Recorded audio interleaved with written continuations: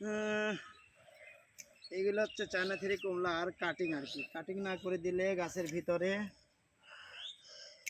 জঙ্গল হবে, এর ভিতরে পোকামাকড় হবে, এতে ফুল আসবে না, যার জন্য কাটিং করছি। আলহামদুলিল্লাহ এই কাটিংগুলো গাছের জন্য বিশেষ প্রয়োজন, কারণ এই গাছের ভিতরে বেশি পাতা বা বেশি থাকলে ছত্রাকনাশক যে ব্যাধিটা এটা হয়, আর এতে গাছের প্রচণ্ড ক্ষতি হয়। আলহামদুলিল্লাহ কিছু কিছু ঢাল কেটে দিতে হয় যেগুলো বেশি পুরাতন হয়ে গেছে, আর এগুলো কাটতেই হবে। গাছের যত সৌন্দর্যই থাক না কেন, না কেটে দিলে, পাতলা না হলে, গাছের ভিতরে পাতলা না হলে মুকুল আসবে না। এর জন্য এগুলো কাটিং করতে হয়, মাঝে মধ্যেই কাটিং করি। 4 মাস 6 মাস পর পর নতুন নতুন ঢাল গজায়, সেগুলো কাটিং করে ছোট করে দিই।